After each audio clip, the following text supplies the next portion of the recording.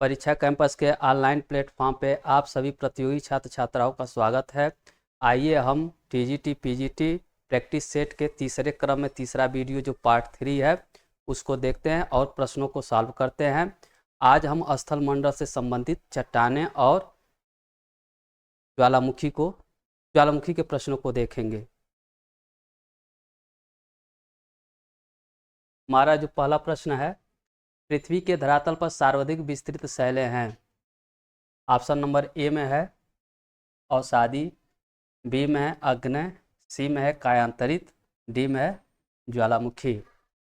चट्टान मुख्यतः 3 प्रकार का होता है, इसमें आग्नेय, अवसादी और रूपांतरित चट्टान होता है। यहाँ दोस्तों पूछ रहा है कि विस्तृत, तो भूपृष्ठ पे सर्वाधिक विस्तृत जो चट्टानें हैं वो अवसादी है, 75% भाग पर ये विस्तृत है, जबकि क्रस्ट में अवसादी शैल का जो योगदान है मात्र 5% है। ऑप्शन नंबर ए सही है, अवसादी। दूसरा प्रश्न है, पृथ्वी की पपड़ी का आधा भाग बना है। हमारे ऑप्शन नंबर 1 है फेल्सपार से, बी है क्वार्टज से, सी है एम्फीबोल से, डी है अभ्रक से। इसमें ऑप्शन नंबर ए सही है, फेल्सपार से। प्रश्न नंबर 3 में देखते हैं, किसी एक चट्टान को उसके पर्यावरणीय उत्पादन के रूप में समझना चाहिए। जब पर्यावरण में परिवर्तन होता है तो चट्टान भी परिवर्तित तो हो जाती है। यह किसने कहा है? तो हमारे ऑप्शन नंबर ए में है ए.के. लावेक, बी में है पी.जी. वार्सेस्टर, ई में है बी.सी. वर्चफुल, डी में है डब्ल्यू.जे. मिलर। तो मित्रों इसमें ऑप्शन नंबर जो हमारा सही होगा वो ए सही होगा, ए.के. लावेक। आगे के प्रश्नों को देखते हैं। प्रश्न नंबर 4, भूगर्भ के अंदर पिघला हुआ पदार्थ कहलाता है। ऑप्शन नंबर ए में जो दिया है वो है लावा, बी में है मैग्मा, सी में है पताली, डी में है मध्यवर्ती। ज्वालामुखी उद्गार के समय जो पिघला हुआ पदार्थ होता है उसको हम मैग्मा बोलते हैं, और यही मैग्मा जब बाहर आता है तो उसको लावा बोलते हैं, और यही लावा जब ठंडा हो जाता है तो हम उसको अग्नि चट्टान बोलते हैं। ठीक, हमारा ऑप्शन नंबर ए है, ऑप्शन नंबर बी सही होगा, मैग्मा। आइए 5वें प्रश्न को देखते हैं। हमारा 5वां जो प्रश्न है वह पताली अग्नि शैल का निर्माण उस स्थिति में होता है जब, ऑप्शन नंबर ए में मैग्मा धरातल के ऊपर आकर ठंडा होकर ठोस रूप धारण कर लेता है, बी में है मैग्मा धरातलीय अवरोधी के कारण दरारों, छिद्रों एवं नली में ही जमकर ठोस रूप धारण कर लेता है, सी में है मैग्मा पृथ्वी की अधिक गहराई में ठंडा होकर ठोस रूप धारण कर लेता है, डी में है उपयुक्त में से सभी। तो इसमें ऑप्शन नंबर जो हमारा सही है वो है सी, मैग्मा पृथ्वी के अधिक गहराई में ठंडा होकर ठोस रूप धारण कर लेता है अग्नि चट्टान, इसी को हम पताली चट्टान का निर्माण होता है। हमारे 6वें नंबर प्रश्न को देखते हैं। निम्नलिखित चट्टानों में कौन रूपांतरित चट्टान का एक उदाहरण नहीं है? यहाँ हमको बताना है रूपांतरित चट्टान का उदाहरण कौन सा नहीं है। ठीक, चट्टान देखिए, अभी हम लोग देखें अग्नि, अवसादी, 3 रूप है चट्टान का रूपांतरित, के बारे में पूछ रहा है। रूपांतरित अग्नि चट्टानों का भी रूपांतरण होता है, अवसादी चट्टानों का भी रूपांतरण होता है। रूपांतरण में जो चट्टानें होती हैं वो अपने रंग, रूप, गुण, स्वभाव को घनत्व बदल जाता है और पहले से ये चट्टानें कठोर हो जाती हैं। दिया है ऑप्शन नंबर ए में संगमरमर, बी में शिस्ट, सी में नीस, डी में ग्रेनाइट। जो ग्रेनाइट है ये रूपांतरित चट्टान का उदाहरण नहीं है, ये अग्नि चट्टान का उदाहरण है। प्रश्न नंबर 7 में देखते हैं, उत्पत्ति की प्रक्रिया के आधार पर अग्नि शैलों को निम्न किन 2 विभागों में विभाजित किया गया है? ऑप्शन नंबर ए में है अंतर्वेदी और बहिर्वेदी, बी में है अम्ल प्रधान और क्षार प्रधान, सी में है बड़े कणों वाली और सूक्ष्म कणों वाली, डी में है विस्फोटक प्रकार की और शांत। इसमें हमारा जो ऑप्शन सही होगा वो ऑप्शन नंबर ए सही है, अंतर्वेदी और बहिर्वेदी। 8वें नंबर के प्रश्न को देखते हैं। निम्नलिखित में कौन सी शैल भूपटल की प्राचीनतम शैल है? आइए देखते हैं। ऑप्शन नंबर ए में है अवसादी, बी में है अग्नेय, सी में है रूपांतरित, डी में है इनमें से कोई नहीं। तो हमारा ऑप्शन नंबर जो मित्रों सही होगा वो है अग्नेय। इसको हम प्राथमिक शैल भी बोलते हैं क्योंकि सबसे पहले पृथ्वी के निर्माण के बाद इसी शैल का निर्माण होता है। प्रश्न नंबर 9 को देखते हैं। निम्नलिखित में से अग्नेय चट्टानों के बारे में कौन से कथन सही हैं? नीचे दिए गए कूट के सही उत्तर को चुनिए। दिया है पहला ऑप्शन, अग्नेय चट्टानों का निर्माण पिघले हुए मैग्मा के ठंडा होने, जमने एवं रवा बनने की प्रक्रिया के फलस्वरूप हुआ। दूसरा, अग्नेय चट्टानों में अवसादी चट्टानों की तरह परतें नहीं होती परंतु पेड़ पौधे एवं जीवों के जीवाश्म पाए जाते हैं। तीसरे में, सभी अग्नेय चट्टानें प्रारंभिक भूवैज्ञानिक इतिहास में निर्मित हुई एवं वर्तमान में अग्नेय चट्टानों के निर्माण की प्रक्रिया बंद हो गई है। इसमें हमारा ऑप्शन नंबर जो है केवल ए सही होगा। एक समझ लीजिए इसको, अग्नेय चट्टानों का निर्माण पिघले हुए मैग्मा के ठंडा होने से होता है, जमने रवा बनने की प्रक्रिया के फलस्वरूप हुआ। ये जो ऑप्शन है ये स्टेटमेंट जो है एकदम सही है। ठीक।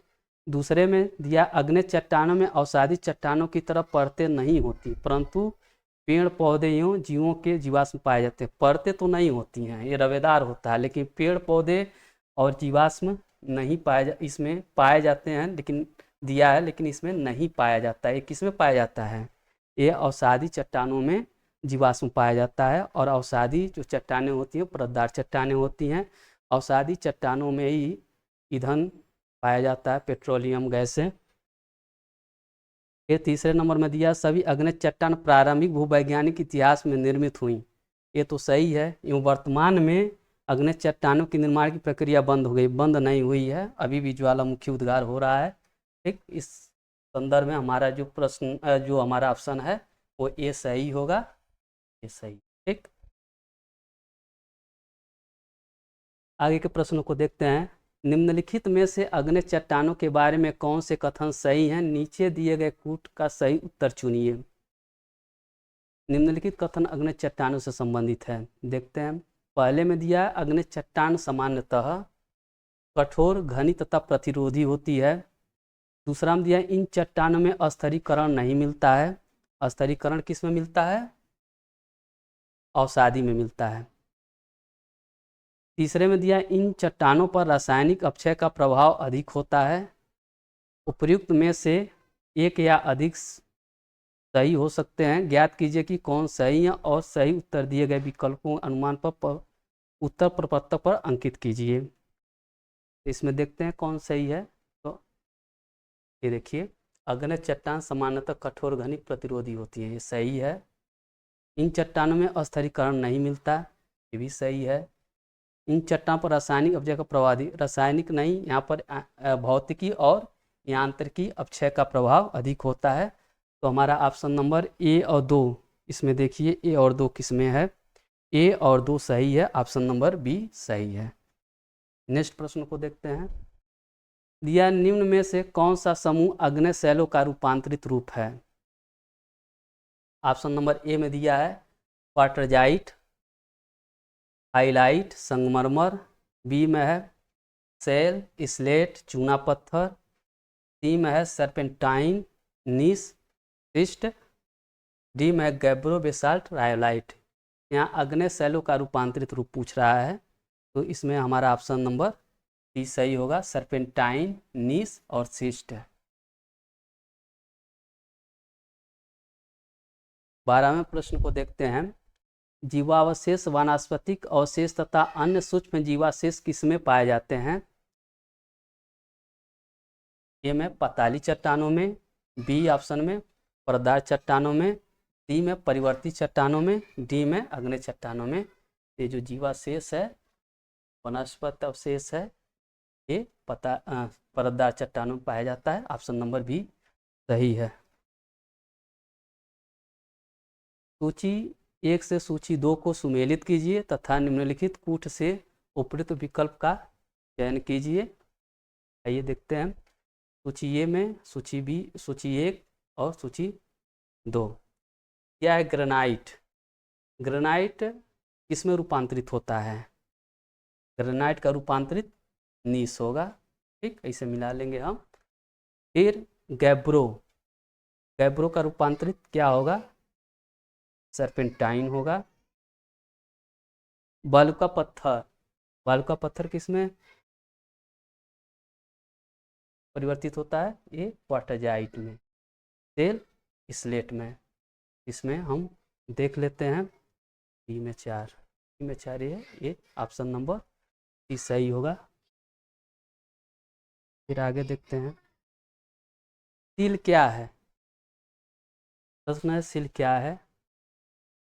ऑप्शन नंबर ए में कठोर हुए मैग्मा द्वारा निर्मित लंबवत चादर, बी में कठोर हुए मैग्मा द्वारा निर्मित समानांतर चादर, मुड़ी हुई चादर, अवनमन। जब ज्वालामुखी उद्गार होता है तो कभी कभी मध्यवर्ती भागों में ही मैग्मा जो होता है वो जम जाता है, ऊपर नहीं आ पाता है। तो जब वो समानांतर चादर के रूप में होता है, ठीक, उसको हम सील कहेंगे। और जब ऊर्ध्वाधर होगा, ऐसे का जमा होगा नली में ही, तो उसको हम डाइक बोलते। ऑप्शन नंबर बी सही है। प्रश्न नंबर 15 को देखते हैं। क्वार्टजाइट का निर्माण होता है, हमारे ऑप्शन में है ए बलुआ पत्थर के रूपांतरण से, बी में चूना पत्थर के रूपांतरण से, सी में ग्रेनाइट के रूपांतरण से, डी में लावा उद्गार से। बलुआ पत्थर के रूपांतरण से क्वार्टजाइट का निर्माण होता है। ऑप्शन नंबर ए सही है। चूना पत्थर के निर्माण से संगमरमर, संगमरमर। ग्रेनाइट के रूपांतरण से निस्का। अगला प्रश्न देखते हैं 16। अतिरूपांतरण वह क्रिया है जिसमें, ऑप्शन नंबर ए में दिया है अवसादी चट्टानों का अत्यधिक रूपांतरण हो जाता है, बी में अग्नेय शैलों का अत्यधिक रूपांतरण हो जाता है, सी में रूपांतरित शैलों का भी रूपांतरण हो जाता है, डी उपयुक्त में से कोई नहीं। अति रूपांतरण, इसमें जो रूपांतरित शैलों का भी रूपांतरण हो जाता है। प्रश्न नंबर 17 को देखते हैं। निम्नलिखित कथनों पर विचार कीजिए और नीचे दिए गए कोड का उपयोग करके सही उत्तर का चयन कीजिए।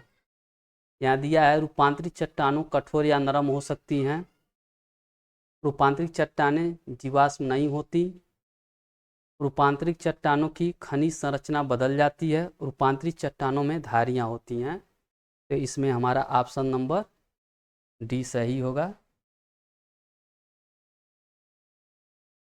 18वें नंबर के प्रश्न को देखते हैं। निम्नलिखित में कौन सा मिलान सही है? यहाँ हमको मिलान करना है। ये दिया है स्लेट बलुआ पत्थर, सॉरी यहाँ देखना सही नहीं है। स्लेट बलुआ पत्थर, शिस्ट सेल, संगमरमर, चूना पत्थर, क्वार्टजाइट बलुआ पत्थर। यहाँ हम देख रहे हैं ऑप्शन नंबर ए जो है ये मिलान सही नहीं है, इसलिए बलुआ पत्थर। यहाँ ऑप्शन नंबर बी सही है, मतलब ये मिलान सही है। शिस्ट का सेल होगा, संगमरमर का चूना पत्थर होगा और क्वार्टजाइट का बलुआ पत्थर होगा। स्लेट इसका रूपांतरित है, इसको देख लेते हैं। क्ले एवं सेल का है, स्लेट क्ले एवं सेल का।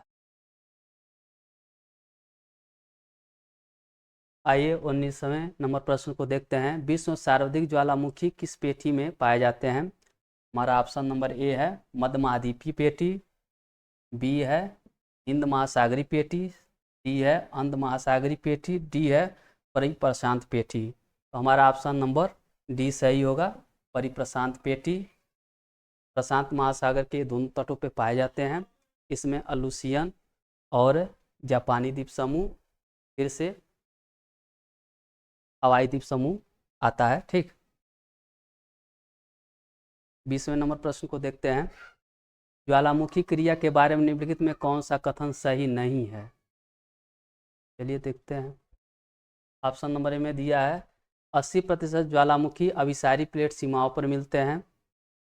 बी में दिया है पिलियन तुल्य ज्वालामुखी सबसे अधिक भयंकर विस्फोटक होते हैं। सी में दिया है भूमध्य सागर में स्थित स्ट्रोम्बोली एक प्रसुप्त ज्वालामुखी है।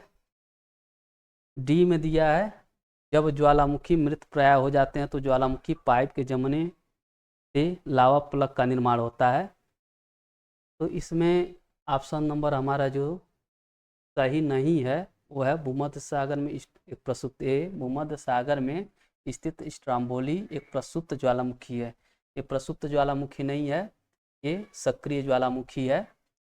बाकी ये तीनों option A B D A statement सही हैं। 21वें नंबर प्रश्न को देखते हैं। इसमें दिया है निम्नलिखित में से कौन ज्वालामुखी का एक प्रकार नहीं है?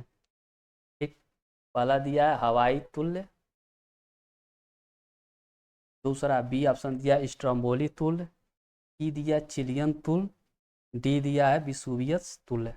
तो इसमें ऑप्शन नंबर आपका जो सही है वो है चिलियन तुल्य। ये चिलियन तुल्य नहीं होना चाहिए, पिलियन तुल्य होना चाहिए, पिलियन तुल्य।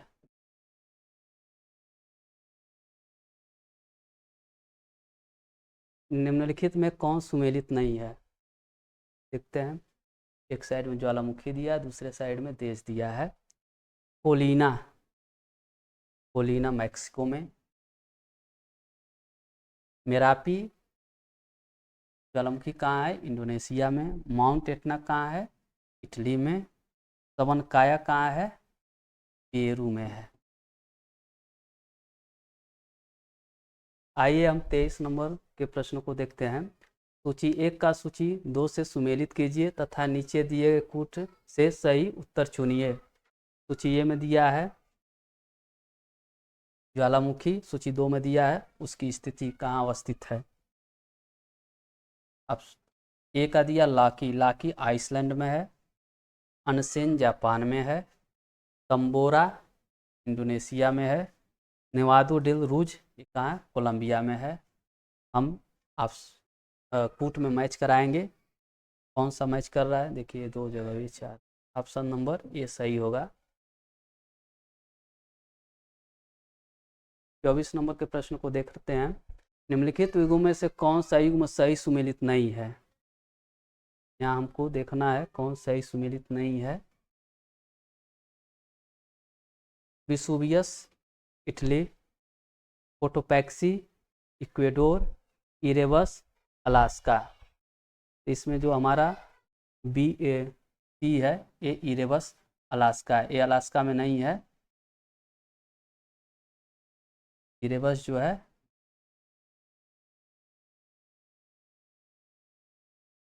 अंटार्कटिक। 25वें नंबर प्रश्न को देखते हैं। जब ज्वालामुखी मुख का विस्तार अत्यधिक हो जाता है तो उसे कहते हैं। ऑप्शन में दिया है ज्वालामुखी शंकु, बी में दिया काल्डेरा, सी में दिया ज्वालामुखी गर्भ, डी में दिया इनमें से कोई नहीं। तो हमारा ऑप्शन नंबर बी सही होगा, काल्डेरा। मुख का जब विस्तार हो जाता है, जब मुख में धसाव हो जाता है तो काल्डेरा का निर्माण होता है। आइए 26वें नंबर प्रश्न को देखते हैं। ओल्ड फेथफुल है। ऑप्शन नंबर ए में हवाई द्वीप में एक ज्वालामुखी, बी में एशिया में एक पर्वत, सी में संयुक्त राष्ट्र अमेरिका में एक उसोर्तस, डी में फ्रांस में एक नगर। इसमें ऑप्शन नंबर जो है सी सही है, संयुक्त राष्ट्र अमेरिका में एक उसोर्तस। 27वें नंबर प्रश्न को देखते हैं। ज्वालामुखी उद्गार के समय मोड़दार पर्वतों के अपनति तथा अविनति लावा का जमाव हो जाता है, इस प्रकार बने अग्निशैल को कहते हैं। ऑप्शन नंबर ए में है लैकोलिथ, बी में बैथोलिथ, सी में लोपोलिथ, डी में फैकोलिथ। ऑप्शन नंबर डी सही है। यहाँ पर चट्टानों का जो निर्माण होता है ये होता है लहरदार होता है, ठीक है। ये होता है अभिनति से हुए भाग को अभिनति, और ऊपर जो उठा हुआ भाग होता है वो हम